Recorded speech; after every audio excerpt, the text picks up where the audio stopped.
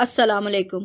हमतन गोश में खुश आमदीद। तमाम नए आने वाले दोस्तों से गुजारिश है कि हमारे चैनल हमतन गोश को लाइक, शेयर और सब्सक्राइब करें और साथ ही बेल आइकन को प्रेस कर दें ताकि हर नई आने वाली वीडियो का नोटिफिकेशन आपको बर वक्त मिल सके। और कमेंट बॉक्स में अपनी कीमती आरा से ज़रूर आगाह कीजिएगा। शुक्रिया।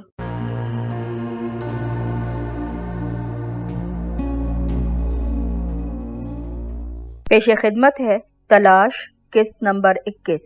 आयशा उस वक्त मेरी गोद में सर रखे लेटी थी और हमारे कदमों में कुशादा नहर अपनी मखसूस सुबक रवि से बहती चली जा रही थी। उन सब ने जब हमारे गिर्द घेरा डाला तो एक लम्हे के लिए जैसे नहर का पानी, हमारी सांसें और कायनात की हरकत सब कुछ रुक गया। एक लम्हे के लिए उनमें से कोई कुछ न बोला। फिर आयशा के दादा ने आंखों ही आंखों में आयशा के बाप को इशारा किया। इसके बाद का मंजर आज भी मेरी आंखों में ताज़ा है, जैसे चंद लम्हे पहले की बात ही लगती हो। आयशा के बाप ने आयशा को बालों से पकड़कर जमीन पर गिराया, उसके सीने पर घुटना रखा और इससे पहले कि मैं कुछ समझ सकता कि ये क्या हो रहा है, उसने यूं आयशा के गले पर छुरी फेर दी जैसे किसी भेड़ बकरी को ज़िबा कर दिया हो। फिर उसने उठकर बालों ही से पकड़कर तड़पती फड़कती लाश को घसीटा और नहर में फेंक दिया। आयशा की आधी से ज्यादा गर्दन कटी हुई थी और उससे भल भल खून बहता था। मुझे याद है जब उसके बाप ने उसे जमीन पर गिराया तो उसके हलक से एक नहायत मुख्तसर घुटी घुटी सी चीख निकली थी, जैसे उसने मदद के लिए मुझे बुलाया हो। मगर मैं बेबस दमबखुद खड़ा उसे देखता रहा। मेरे देखते ही देखते आयशा की लाश ने पानी में 2-3 खौते खाए। पानी में कुछ दूर तक सुर्खी फैली नजर आई। फिर जूं जूं पानी के बहाव के साथ लाश दूर होती चली गई, सुर्खी भी कहीं गायब हो गई। तब मैंने उस खाली चबूतरे की तरफ देखा जहां चंद लम्हे पहले आयशा मेरे जानों पर सर रखे लेटी थी। उसी लम्हे मेरे अंदर जैसे पिंजरा सा खुल गया और 20 दरिंदे बाहर निकल आए। झपट कर मैंने आयशा के बाप की गर्दन दबोची और इससे पहले कि वो छुरी मेरे पहलू में घोंपता, उसकी गर्दन टूट चुकी थी। उसके गिरने से पहले मैंने छुरी उसके हाथ से निकाली और जो भी करीब नजर आया उसके पेट में घोंप दी और उनका घेरा तोड़कर बाहर निकल आया।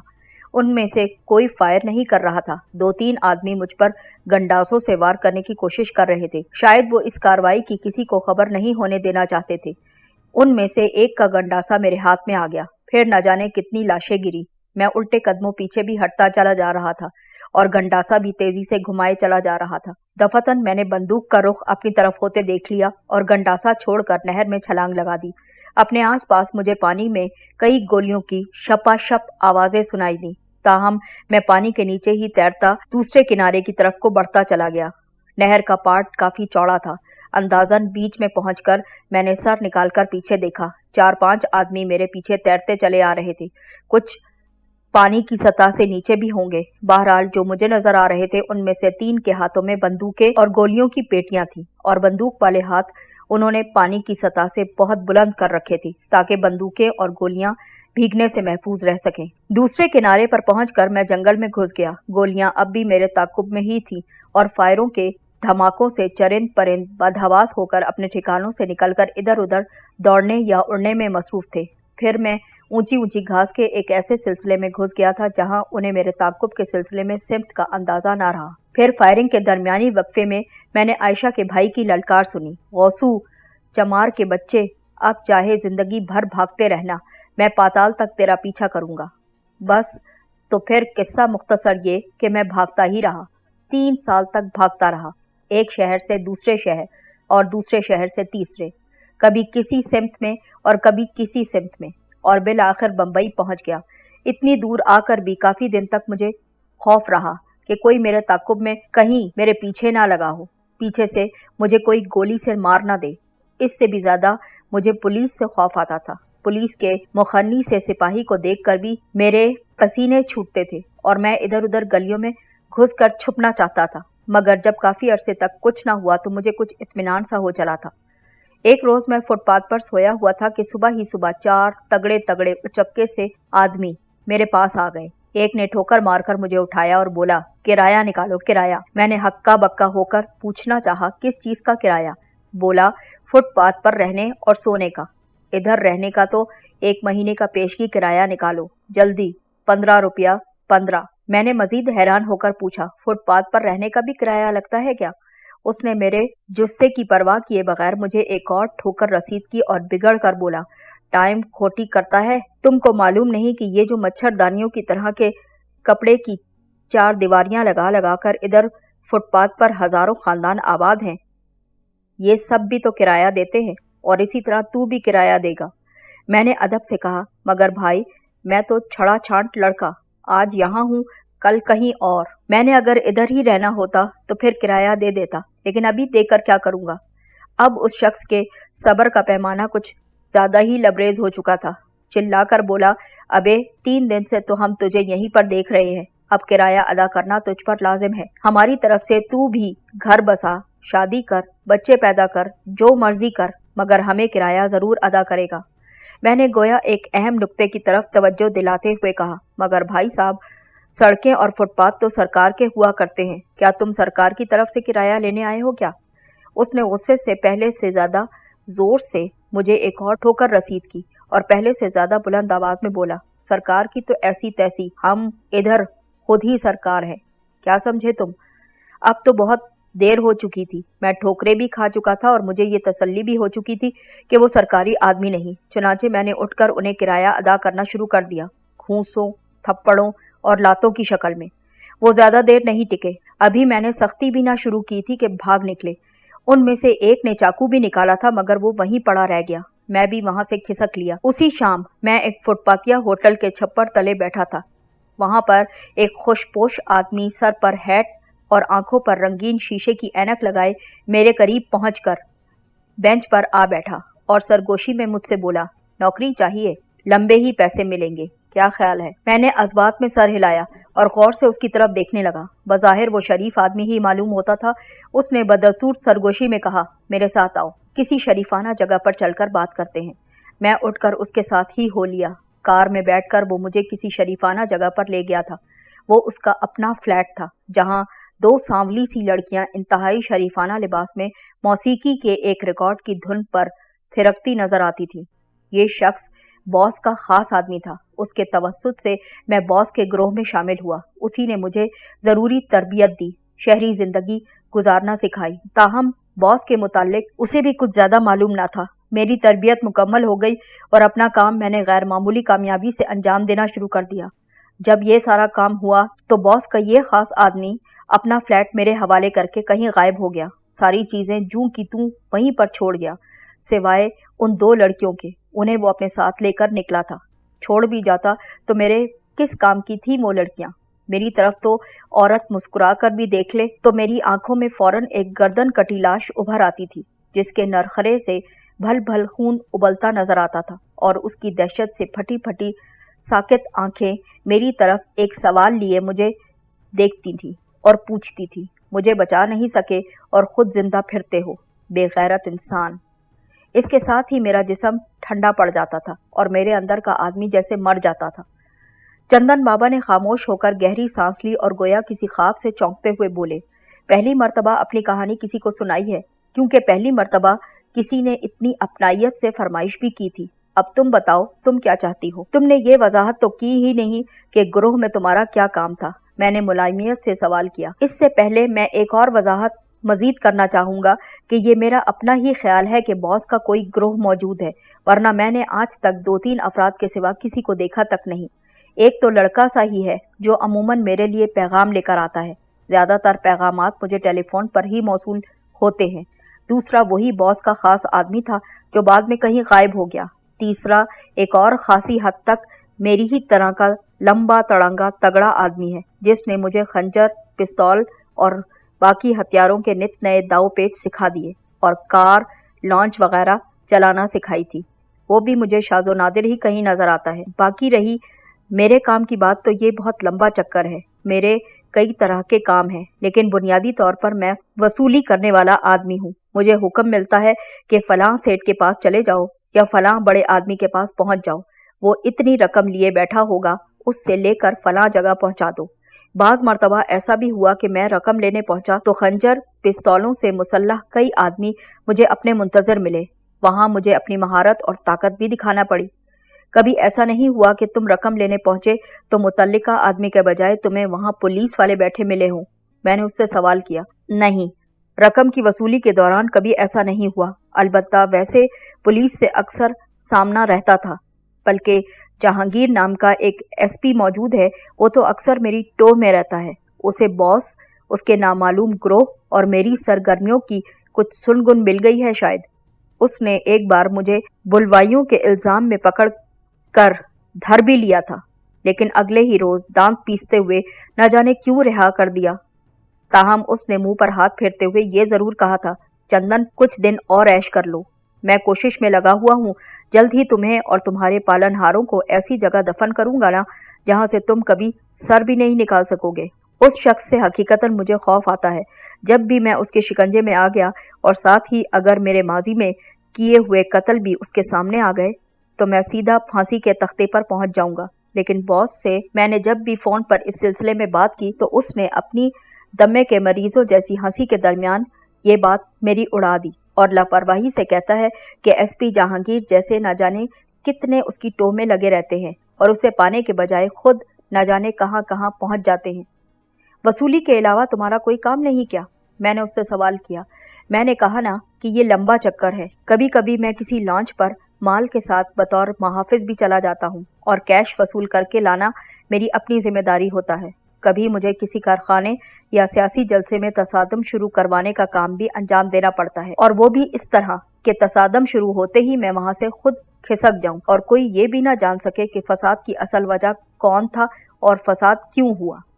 कभी कभी मुझे हुक्म मिलता है कि बॉस फलां जगह पर वाक़े फलां दुकान को बंद देखना चाहता है, या फलां जगह कोई दुकान या मार्केट बंद पड़ी है और फलां पार्टी उसके खुलने के सिलसिले में मज़ाहमत करती है, उसे खुलवाना है और फलां पार्टी के हवाले करना है, वगैरह वगैरह। और इसके एवज तुम्हें मिलता क्या है? मैंने पूछा। सब कुछ मिलता है, उसने गड़बड़ा कर कहा। मेरा मतलब है मेरी हर जरूरत पूरी की जाती है। राजनगर में मेरा फ्लैट है जिसमें जरूरत की हर चीज वहां पर मौजूद है। गाड़ी है, नौकर है, दुकानदार के हाथ से सौदा सल्फ आता है जिसका बिल मुझे नहीं मालूम कौन अदा करता है, और इसके अलावा 500 रुपए नकद हर महीने खर्चा पानी भी मिलता है। वो भी मेरे लिए ज्यादा ही रहता है क्योंकि शराब या सिगरेट मैं पीता नहीं, किसी के कोठे पर मैं जाता नहीं, औरत के करीब फटकने की मुझ में अब जुर्रत बाकी नहीं रही। फिर मैं क्या करूं? अपनी जान को सूली पर लटकाए रखने का तुम्हें बस इतना सा मुआवजा मिलता है कि गुजर बसर अच्छी होती रहे। तुम दरअसल बहुत सीधे हो चंदन बाबा, और बेवकूफ बनते चले जा रहे हो। मैंने गहरी सांस लेकर कहा, तुम्हारे उस नाम नेहाद बॉस का दर हकीकत कोई ग्रोह वगैरह नहीं, ग्रोह तुम खुद ही हो। वो सिर्फ कोई आला दर्जे का ब्लैकमेलर या मिडल मैन है जो पार्टियों से बड़े बड़े कामों के मुआहदे करता है, खुद लंबी रकमें खींचता है और तुमसे महज तनख्वाहदारी में सारा काम निकलवा लेता है, और खुद पस मंजर में ही रहता है कि कल को बुरा वक्त उस पर आ जाए तो खुद गायब हो जाए और तुम फंस जाओ। ये बात नहीं है, चंदन ने अपने नादीदा बॉस की वकालत में कहा।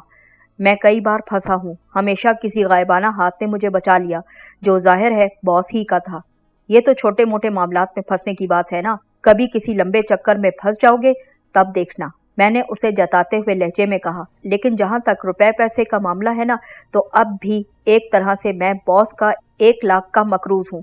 मैं एक बार एक पार्टी से 1 लाख रुपया लेकर आ रहा था कि रात के वक्त कुछ लोगों ने धोखे से मुझे रोककर मेरे सर पर कोई चीज मारकर मुझे बेहोश कर दिया था और रुपया वहां से ले उड़े।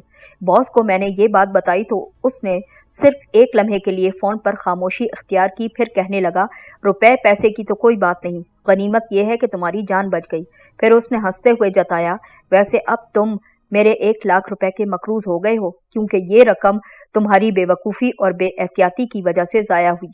बहरहाल अब तुम मेरा साथ छोड़ने का ख्याल भी दिल में कभी मत लाना, वरना मैंने तुम्हारे बाज़ कारनामों के जो तस्वीरी सबूत महफूज कर रखे हैं उनकी बदौलत तुम बाकी जिंदगी जेल में ही सड़ते हुए गुजार दोगे। बात गालिबन बॉस ने इसलिए जताई थी कि कुछ अरसा पहले मैं किसी बात पर रूठ कर कह चुका था कि ये धंधा मेरे बस की बात नहीं, और मैं अब ये तमाम काम तर्क करके कोई शरीफाना काम करना शुरू कर दूंगा। मैं अब भी यही कहूंगी चंदन बाबा कि तुम बेहद सीधे इंसान हो, और बॉस जैसे शातिर आदमी को तुम्हारी रफाकत मयसर आ जाना बिलाशुबा उसकी खुशकिस्मती की दलील है।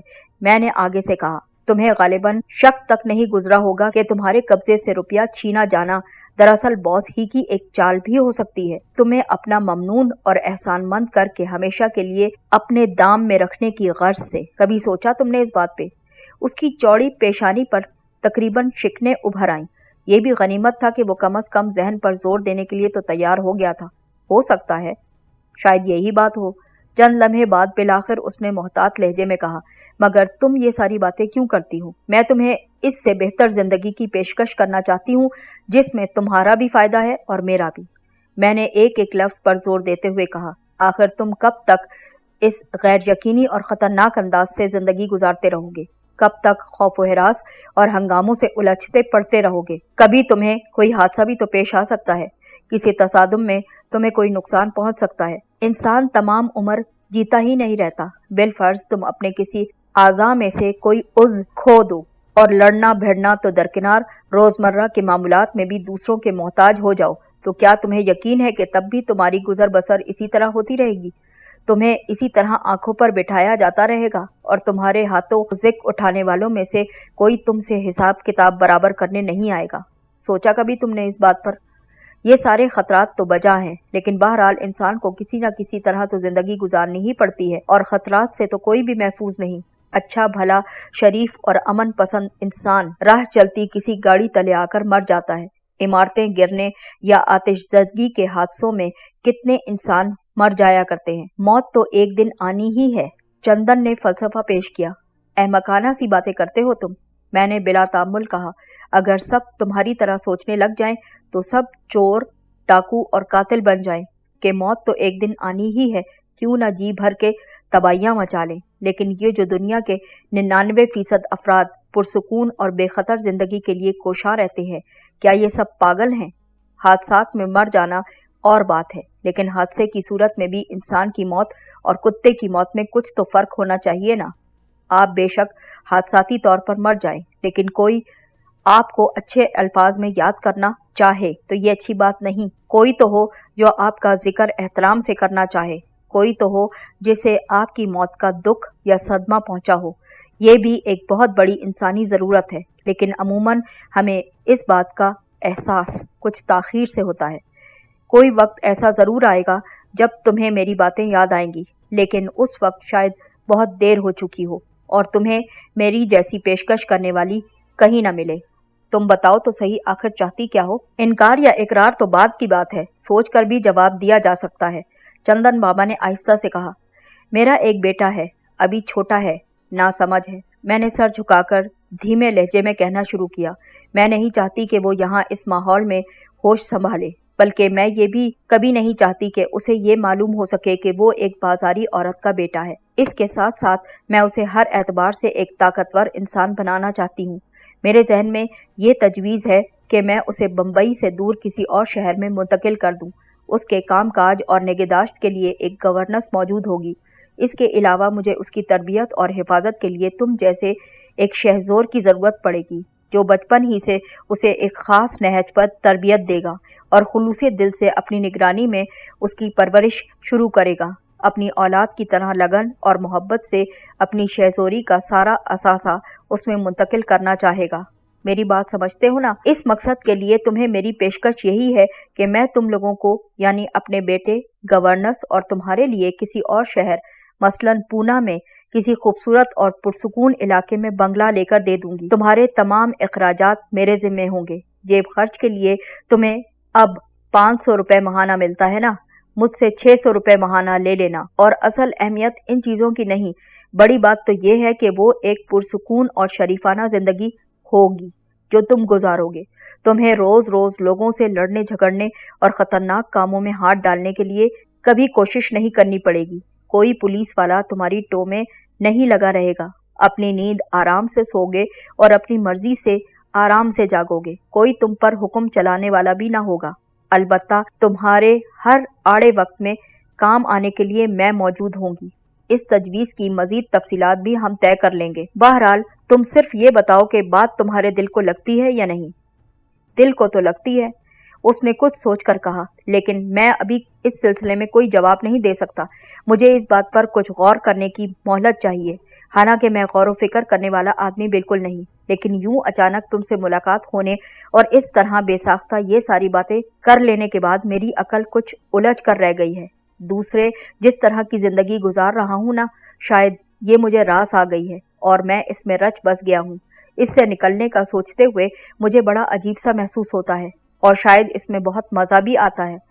मेरे बताए हुए ढंग से जिंदगी गुजारोगे ना तो कुछ दिन बाद तुम्हें वो ऐसी रास आ जाएगी कि बाद में आजकल के ज़माने की बातें सोचोगे तो कराहियत महसूस होगी। जब तुम एक नन्हे और मासूम बच्चे की सोहबत में रहोगे और इब्तिदा से उसकी परवरिश और तरबियत शुरू करोगे तो तुम्हें महसूस होगा कि तुम्हारी ज़िंदगी का कुछ मकसद है, तुम कुछ तख्लीक कर रहे हो। तुम्हें पहले से ज़्यादा लुत्फ़ आएगा। तुम्हारी बातें मुझे बड़ी दुरुस्त और अच्छी महसूस होती हैं खातून, लेकिन बहरहाल मुझे कुछ मोहलत दो। इतने अहम मामलात दो अजनबियों के दरमियान इतनी जल्दी तय नहीं पाते। गो कि तुम मुझे इतनी अजनबी नहीं लगती, लेकिन फिर भी तुम्हारी शख्सियत में कोई ऐसा जादू है, तभी मैंने यूं बिला हीलो हुज्जत तुम्हें अपनी सारी कहानी सुना डाली। बहरहाल बम्बई की शहरी जिंदगी में मैंने जहां और बहुत कुछ सीख रखा है, वहां ये भी सीख लिया है कि जब किसी मामले में इंसान उलझन में पड़ जाए तो उसे फौरी तौर पर फैसला करने के बजाय बात किसी और वक्त पर टाल देनी चाहिए। चुनांचे मैं किसी और वक्त आकर इस बात का जवाब दूंगा।